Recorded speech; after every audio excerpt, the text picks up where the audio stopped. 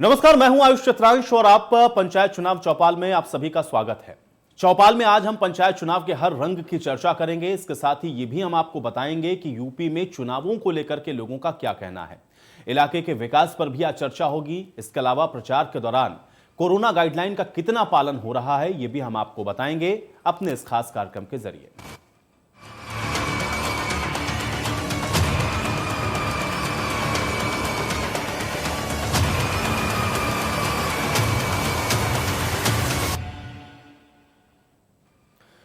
तो गोरखपुर और महाराजगंज के 23 वनटांगिया गांव पहली बार पंचायत चुनाव में अपना दखल देने जा रहे हैं। पहली बार ग्राम प्रधान का चुनाव इन गांवों में होगा और पहली बार वोट डालने का अधिकार भी अब इनके हाथों में होगा।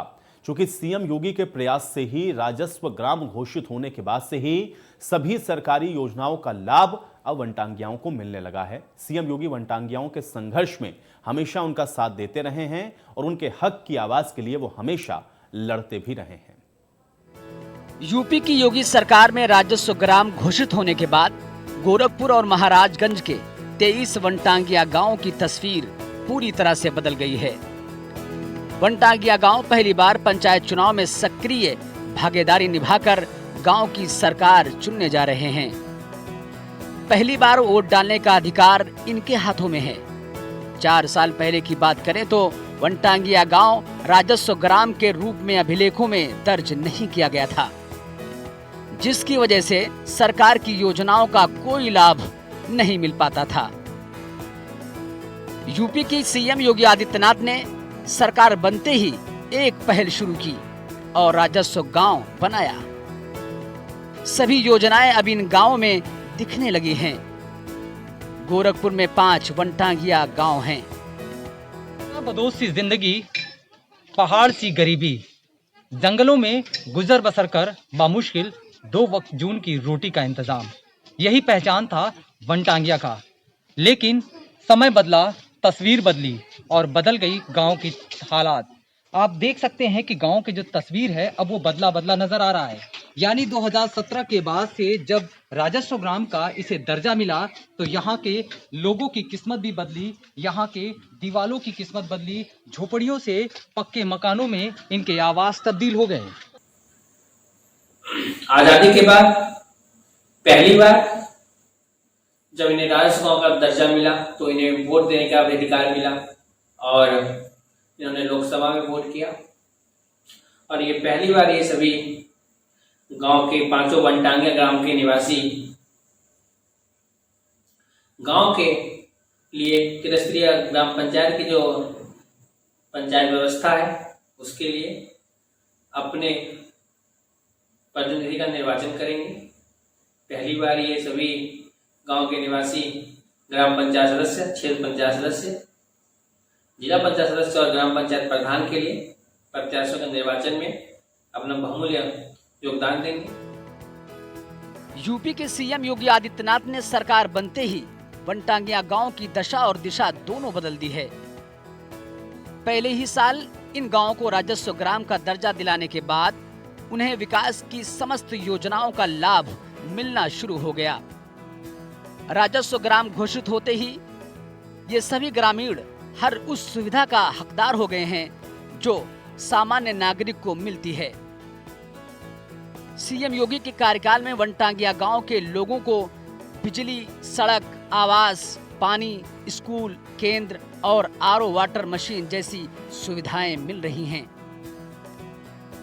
वनटांगिया गांव में आज सभी के पास पक्का आवास, राशन कार्ड, भूमि, रसोई गैस सभी कुछ उपलब्ध है। सभी वनटांगिया गांव के बच्चे स्कूल में पढ़ भी रहे हैं। ग्रामीणों को उनके पात्रता के हिसाब से वृद्धावस्था पेंशन, दिव्यांग, विधवा पेंशन जैसी योजनाओं का लाभ मिल रहा है। जैसे 1918 से बसे इस वनटांगिया गांव में पहले कोई भी मूलभूत सुविधा नहीं थी या इनको वोट तक डालने का अधिकार नहीं था। लेकिन जब से प्रदेश के मुखिया माननीय मुख्यमंत्री योगी आदित्यनाथ जी हुए, पहले ही गोरखपुर आगमन में वनटांगिया गांव को राजस्व गांव देने की घोषणा कर दी। और देखिए आज मकान, बिजली, शौचालय, सारी मूलभूत सुविधाएं तो मिली ही मिली। इनको पहली बार वोट डालने का भी अधिकार मिल रहा है और इनके बीच से कई लोग प्रत्याशी भी वनटांगिया से लड़ रहे हैं। वनटांगिया गांव अंग्रेजी शासन में 1918 के आसपास बसाए गए थे। अंग्रेजों के समय में उसका मकसद साखू के पौधों का रोपण कर वन क्षेत्र को बढ़ावा देना था। इन ग्रामीणों के जीवन यापन का एकमात्र सहारा पेड़ों के बीच की खाली जमीन पर खेती बाड़ी था। गोरखपुर में कुसमी जंगल के 5 इलाकों में बसे इन गांवों को 80 और 90 के दशक के बीच तो इन्हीं जंगलों से बेदखल करने की कोशिश भी की गई। सीएम के निर्देश और अधिकारियों के प्रयास से आज उनकी पहचान बदल गई है।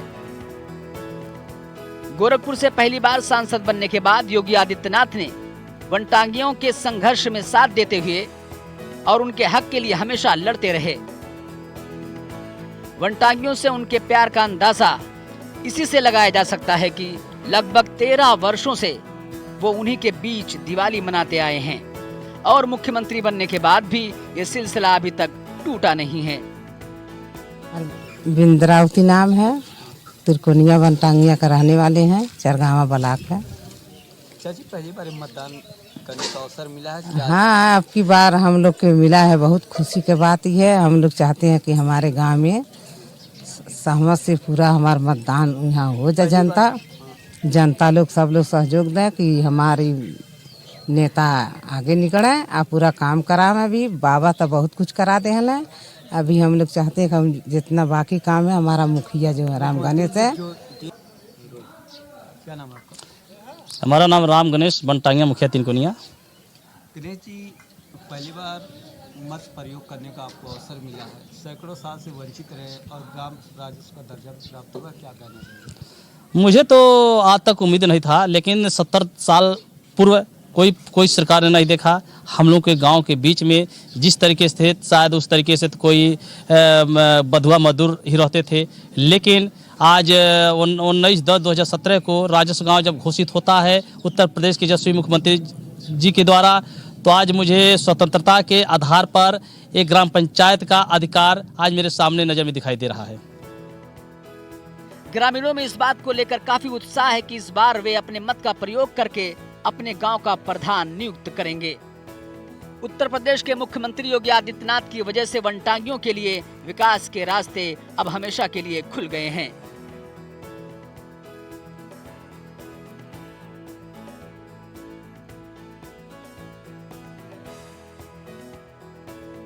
जहाँ तक आप मेरी निगाह जाएगी, जहाँ तक आपको तस्वीरें नजर आएंगी, पक्के मकान बने हैं, बिजली के खंभे हैं, बिजली के तार हैं और पक्की सड़क है। तो ऐसे में आप खुद समझ सकते हैं कि किस तरह का माहौल अब गांव में है और 2017 के बाद किस तरीके से अब ये लोग, पहला ऐसा मौका होगा कि ये लोग अपने गांव में गांव की सरकार बनाएंगे। इनके लिए इस बात को लेकर के काफ़ी खुशी है और उत्साह भी है कि पहली बार इनके गाँव में वो मुकाम, वो माहौल आया है। Sushil Kumar, India news, Gorakhpur. तो कानपुर के बिकरू गांव में भी एक बार फिर से चहल पहल बढ़ गई है, लेकिन यह गांव एक बार फिर से किसी गलत कारणों से चर्चा में नहीं है, बल्कि विकास दुबे के मारे जाने के बाद यहां की बदली फिजाओं की वजह से लोग आज इसकी चर्चा कर रहे हैं। जिस विकास दुबे के खौफ में एक पत्ता तक इस गांव में नहीं हिलता था, आज वहां पंचायत चुनाव लड़ने के लिए पुरुषों के साथ साथ महिलाएं भी आगे आ रही हैं। कानपुर के बिकरू गांव में एक ऐसा नजारा देखने को मिलेगा, ये कोई सोच भी नहीं सकता था। पुलिस एनकाउंटर में मारा गया अपराधी विकास दुबे की मर्जी के बिना गांव में पंचायत चुनाव लड़ने के बारे में कोई सोच भी नहीं सकता था। विकास दुबे जिसको चाहता था वही पंचायत चुनाव में पर्चा दाखिल करता था। विकास दुबे की इतनी तूती बोलती थी कि करीब 25 सालों तक गांव में होने वाले पंचायत चुनाव में सिर्फ और सिर्फ उसी के परिवार का वर्चस्व रहा। ज्यादातर वो विकास दुबे के परिवार के लोग चुनाव जीत जाते थे, पर अब उसके खात्मे के बाद बिकरू में लोकतंत्र पूरी तरीके से आजाद हो गया है और लोग निडर होकर पंचायत चुनाव लड़ रहे हैं। जब तक उसका बिकरू गांव में बोलबाला रहा, लोग उसके खौफ से चुनाव लड़ना तो दूर नामांकन तक नहीं करवाते थे, पर उसके मारे जाने के बाद बिकरू गांव में अब हर कोई पंचायत चुनाव में अपना भाग्य आजमा रहा है। कोई चुनाव नाम की कोई चीज़ ही नहीं थी। निर्विरोध किसी एक व्यक्ति विशेष के दबाव में चुनाव हो जाता था। कोई जानता नहीं था कि ये चुनाव हो भी रहा है। और कितने प्रत्याशी हैं अब 10 प्रत्याशी इस समय हैं और सब लोग बड़ा दमखम से लड़ रहे हैं। सबका अपना अपना ये, जिसको जनता चाहेगी उसको वोट देगी। जुलाई 2020 में चौबेपुर के गांव बिकरू में रात में दबिश देने गई पुलिस पर गैंगस्टर अपराधी विकास दुबे ने साथियों के साथ हमला कर दिया था। इसमें सीओ समेत 8 पुलिसकर्मी शहीद हो गए थे। बाद में जब पुलिस एनकाउंटर में विकास दुबे मारा गया तो उन लोगों में एक उम्मीद की किरण जगी। बिकरू गांव में करीब 1500 वोटर हैं, जिनमें से 545 महिलाएं और करीब 955 पुरुष वोटर शामिल हैं। इस बार प्रधान पद पर अनुसूचित जाति के लिए आरक्षित है। जहां कभी विकास दुबे के खिलाफ खड़े होने की कोई हिम्मत नहीं कर पाता था, आज दूसरी पंचायत सीटों से 10 दावेदारों ने प्रधान पद के लिए नामांकन कर वोट मांगना शुरू कर दिया है। गांव की युवा से लेकर महिलाएं प्रधानी चुनाव में ताल ठोक रही हैं। 1995 में विकास दुबे पहली बार ग्राम प्रधान बना। इसके बाद साल 2002 में उसने अपने नौकर की पत्नी गायत्री देवी को बिकरू गांव पंचायत से ग्राम प्रधान का चुनाव जिताया। 2005 में उसने अपने अनुज वधू अंजलि दुबे को गांव का प्रधान बनवाया। 2010 में गैंगस्टर विकास दुबे ने अपने नौकर राम नरेश कुशवाहा को ग्राम प्रधान बनवाया। 2015 में विकास दुबे की अनुज वधू अंजलि दुबे फिर से ग्राम प्रधान बनी। पूरे 2.5 दशक तक जिला पंचायत और बिकरू गांव पंचायत पर उसका कब्जा रहा। प्रचार बढ़िया चल रहा है, ठीक चल रहा है। इससे पहले कितने प्रत्याशी हैं अभी यहाँ पे? 10-15 प्रत्याशी हैं। इससे पहले कभी इतने प्रत्याशी खड़े हुए हैं? इससे पहले कभी नहीं खड़े हुए हैं। अच्छा, किस तरह के लोग खड़े हुए हैं? युवा हैं, बुजुर्ग हैं? किस नहीं, सब नए लड़का हैं, बुजुर्ग भी हैं और ठीक हो रहा है चुनाव। तो माहौल कैसा लग रहा है गाँव? माहौल सही। कभी अपने इस किलेनुमा घर से विकास दुबे पंचायत चुनाव के लोकतंत्र को बांधे हुए था। जो चाहता वो करता था। लोग बिकरू में प्रचार तो दूर, कोई उसके घर के बाहर से ऊंची आवाज में बात करते हुए भी नहीं निकल सकते थे।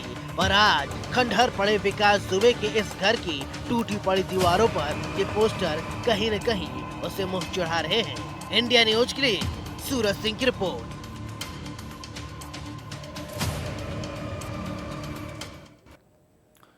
तो वहीं त्रिस्तरीय पंचायत चुनाव में इटावा जनपद में पंचायत की क्या स्थिति है, इससे भी आपको अब रूबरू करवाते हैं। इटावा के बढ़पुरा ब्लॉक के देसरमऊ गांव में प्रधान कपिल यादव से खुद ही सुनते हैं कि पिछले 5 साल का उनका ग्राम प्रधान का सफर कैसा रहा है। आज हम पहुंचे हैं इटावा के बढ़पुरा विकास खंड के देसरमऊ गांव में। यहां आप देख सकते हो बहुत सारे लोग बैठे हुए हैं। यहां के सरपंच जो निवर्तमान प्रधान हैं कपिल देव यादव भी बैठे हुए हैं। आखिर जो 5 वर्ष गुजर गए, इन 5 वर्षों में क्या क्या डेवलपमेंट हुए, किस तरह के दावे प्रधान की तरफ से किए गए थे, कितने काम किए गए, हम इन्हीं लोगों से, जनता चूंकि जनार्दन है, इनके वोट से ही नए प्रधान बनते हैं, हम उनसे भी बात करेंगे और यहाँ के प्रधान से बात करेंगे कि क्या क्या चीज़ें कराई गई हैं। सबसे पहले हम चलते हैं यहाँ के जो प्रधान हैं, निवर्तमान प्रधान कपिल देव से मैं बात करता हूं। भाई साहब, किस तरह का डेवलपमेंट जब आप प्रधान बने तो क्या क्या मन में लेकर चले थे कि क्या पंचायत को लेकर करेंगे? क्योंकि आपके बैकग्राउंड के बारे में भी पता चला कि आप नोएडा में जॉब कर रहे थे, अपना जॉब छोड़ के आए, तो क्या क्या चीज़ें आप लेके चले थे अपनी इस पंचायत 5 वर्षीय योजना में? जब मैं स्टार्टिंग में आया यहाँ पर तो जो गाँव की दशा थी, यहाँ की नालियाँ, यहाँ की गलियाँ, पेयजल व्यवस्था, राशन व्यवस्था और भी कई स्कूल की व्यवस्था, सब कुछ ऐसे चल रहा था जैसे टेम्परेरी कोई चीज़ ना चल रही हो, इस टाइप से। सबसे पहले मन में यही था कि गांव की गलियां इस प्रकार से बनाना, कहीं भी कोई जलभराव ना हो, प्रॉपर जल निकासी हो, वहाँ पे आवागमन में लोगों को चारों तरफ गांव में आने जाने में कोई दिक्कत ना हो। राशन व्यवस्था की सबसे पहले हमने शुरुआत की। राशन व्यवस्था पूर्ण रूप से राशन वितरण मैंने शुरू करवाया। कंप्लेन की, राशन डीलर की कार्रवाई भी हुई, जुर्माना भी लगा उस पर। राशन व्यवस्था सुदृढ़ करने के बाद शिक्षा पर मैंने फोकस किया इसके बीच में जो जो पैसा हमारे पास बच रहा था ग्राम निधि से उससे गलियों का निर्माण भी कराया जा रहा था। इसके शिक्षा व्यवस्था में 2017 में मैंने शुरुआत की और 2018 में उसको कंप्लीट कर लिया। यूपी में दूसरे तीसरे नंबर का हमारा स्कूल है। 464 बच्चों की स्ट्रेंथ के साथ में एडमिशन क्लोज करने पड़ते हैं जब हमारे यहाँ एडमिशन फुल हो जाते हैं। ये तो शिक्षा की बात हो गई, और क्या क्या क्षेत्र में काम किया? इसके अलावा हमारे पास चौपाल की व्यवस्था नहीं थी। चौपाल की व्यवस्था, एक कपिल देव हैं जो यहाँ के निवर्तमान प्रधान हैं, जिनका कहना है कि जहाँ एक तरफ 5 वर्ष में उन्होंने बहुत काम कराए, लेकिन अभी भी कुछ काम ऐसे बाकी हैं जो इन कामों को लेकर इस बार पंचायत इलेक्शन में जाएंगे। और अब हम आपको ले चलते हैं इटावा के गैसरमऊ गांव में, जहां पर इंडिया न्यूज की चौपाल में गांव की जनता जनार्दन ने विकास कार्यों पर खुलकर बात की है। गांव में लगी चौपाल में पिछले 5 सालों का हाल जानने की कोशिश की गई है। आज हम पहुंचे हैं इटावा के बड़पुरा विकास खंड के देसरमऊ गांव में। यहां आप देख सकते हो बहुत सारे लोग बैठे हुए हैं। यहां के सरपंच जो निवर्तमान प्रधान हैं कपिल देव यादव भी बैठे हुए हैं। आखिर जो 5 वर्ष गुजर गए, इन 5 वर्षों में क्या क्या डेवलपमेंट हुए, किस तरह के दावे प्रधान की तरफ से किए गए थे, कितने काम किए गए, हम इन्हीं लोगों से, जनता चूंकि जनार्दन है, इनके वोट से ही नए प्रधान बनते हैं, हम उनसे भी बात करेंगे और यहाँ के प्रधान से बात करेंगे कि क्या क्या चीज़ें कराई गई हैं। सबसे पहले हम चलते हैं यहाँ के जो प्रधान हैं, निवर्तमान प्रधान कपिल देव से मैं बात करता हूँ। भाई साहब, किस तरह का डेवलपमेंट जब आप प्रधान बने तो क्या क्या मन में लेकर चले थे कि क्या पंचायत को लेकर करेंगे? क्योंकि आपके बैकग्राउंड के बारे में भी पता चला कि आप नोएडा में जॉब कर रहे थे, अपना जॉब छोड़ के आए, तो क्या क्या चीज़ें आप लेके चले थे अपनी इस पंचायत 5 वर्षीय योजना में? जब मैं स्टार्टिंग में आया यहाँ पर तो जो गांव की दशा थी, यहाँ की नालियाँ, यहाँ की गलियाँ, पेयजल व्यवस्था, राशन व्यवस्था और भी कई स्कूल की व्यवस्था, सब कुछ ऐसे चल रहा था जैसे टेम्परेरी कोई चीज़ ना चल रही हो, इस टाइप से।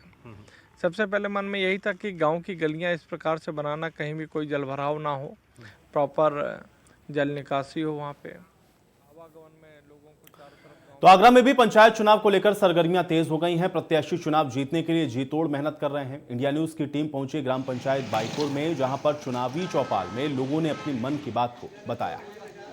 पंचायत पर्व शुरू हो गया है और प्रत्याशी दमखम के साथ मैदान में उतर गए हैं, लगातार कैंपेन कर रहे हैं। गांव के क्या मुद्दे हैं, क्या स्थितियां हैं, इसको लेकर हम आज बाईपुर गांव में हैं। यहाँ एक चौपाल लगाई है, उनसे पूछते हैं जो लोग हैं, यहाँ के जो वोटर हैं, कि उनके मुद्दे क्या हैं। जी, क्या मुद्दे हैं इस बार चुनाव? इस बार मुद्दे हैं विकास के, और जो कीचड़ है उसे साफ सफाई, किसी पे मैरिज होम नहीं है या फिर गांव में कुछ भी नहीं है, जैसे उस चीज़ के लिए ये मुद्दा बना करके और हम उसी इशू पे वोट करेंगे। बिल्कुल बेसिक मुद्दे हैं, वही जो गांव का खरंजा, गांव की सफाई, वही सारे बेसिक मुद्दे हैं। जी, आप बताइए क्या मुद्दे हैं?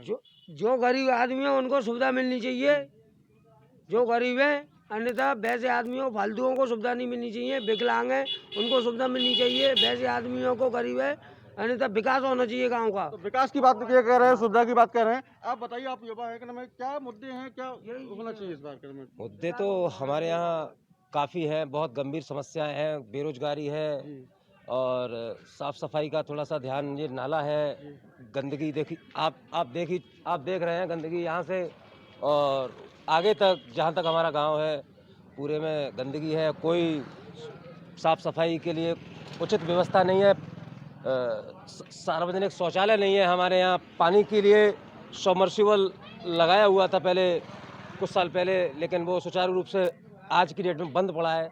और एक गांव में टंकी थी, गांव में बड़ी टंकी रखवाई थी एक, वो उसका पानी भी हमारे गांव के सप्लाई के लिए, हमारा पानी बहुत गंदा पानी है, खारा पानी है, जिससे हम। तो बिल्कुल बेसिक समस्या है इनकी, बिजली, पानी, खरंजा और नाली। जो साफ सफाई है उसकी भी एक समस्या है। तो बुजुर्ग आप हमारे साथ हैं, आप बताइए, आप लंबे समय से देख रहे होंगे, चुनाव हो रहे हैं, सारी चीज़ें होती हैं, तो मुद्दे जो हर बार रहते हैं वो इस बार मुद्दे हैं, क्या पूरे नहीं हो पाती चीज़ें?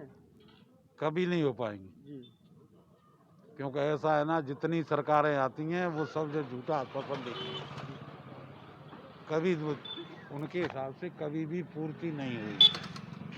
आज तो वायदा कर रहे हैं कि हम आज खड़ंजा भी बनवाएंगे, आज हम पानी का भी इंतजाम करेंगे, लेकिन कुछ नहीं। तो तो कहने के बिल्कुल जो वायदे होते हैं वो वायदे पूरे नहीं हो पाते, जिस कारण से जो चीजें हैं वो ठीक नहीं हो पाती, तो वो फिर मुद्दे लगातार फिर बेसिक मुद्दे वही रहते हैं। और भी कुछ लोगों से बात करेंगे। आप बताइए क्या बेसिक मुद्दे हैं इस बार चुनाव के, किसको लेकर आप वोट करेंगे?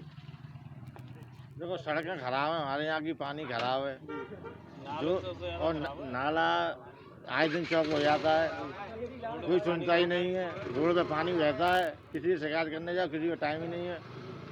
अब कि हमने चुनेंगे बढ़िया आदमी, हमने अपने दिमाग में रख लिया है, करेंगे उसको सपोर्ट। तो कहने के बिल्कुल जो बेसिक मुद्दे हैं उन मुद्दों को लेकर ही चुनाव होता है। और भी कुछ लोग हैं, जिस समय बाईपुर गांव में हम आगरा के जो ग्राम सभा है जो बाईपुर है, कुछ और लोग हैं उनसे भी बात करेंगे। जिस प्रकार से जो चुनाव है, चुनाव ये लोकल है और कहीं ना कहीं मेन टू मेन सीधे तौर पर इस चुनाव को तय करते हैं लोग। जी आप बताइए कि क्या मुद्दे हैं इस बार के चुनाव? भैया क्या बताए, हम तो बाहर के हैं। जी अच्छा, और भी कुछ लोग हैं, आप बताइए। आप बताइए किस बात को लेकर वोट करेंगे आप? वोट किस बात को लेकर करेंगे? वोट हमारे, हम तो यही चाहते हैं कि हमारे गांव की तरक्की हो। ये सफाई गंदगी इतनी फैली हुई है, क्या करें? गंदगी हटवाएं। और ये देखो कितना भ्रष्टाचार मचा हुआ है, इतना ही कर सकते हैं। बस काम कराना चाहते हैं, काम करें। जी तो बिल्कुल कहीं ना कहीं जिस प्रकार से जो गंदगी है, जो नाली है, खरंजा है, जो पानी की समस्या है, उन समस्याओं को लेकर ही यहाँ वोट किए जाएंगे। आपको दिखाऊं जिस प्रकार से पोस्टर्स भी लगे हुए हैं, जो प्रत्याशी हैं उन प्रत्याशियों ने अपनी घोषणा भी यहाँ तय की गई है, घोषणा पत्र भी लगाया हुआ है कि क्या क्या वो काम करेंगे। आप देख सकते हैं कि ये घोषणा एवं शपथ पत्र है एक प्रत्याशी का, जो पूरी तरह से जो चीजें तय की गई हैं, यहाँ अपना घोषणा पत्र लगाया गया है। लेकिन सबसे बड़ी बात है, जो लोग हैं गांव के, वो कहीं ना कहीं इस बात से भी परेशान है कि जिस प्रकार से जो वादे किए जाते हैं वो वादे पूरे नहीं होते हैं। Sanjay Singh, India news, Agra. तो चलिए इसी के साथ पंचायत चुनाव से जुड़ी हुई इस खास पेशकश में मेरे साथ फिलहाल इतना ही, लेकिन आप बने रहिए इंडिया न्यूज के साथ। नमस्कार।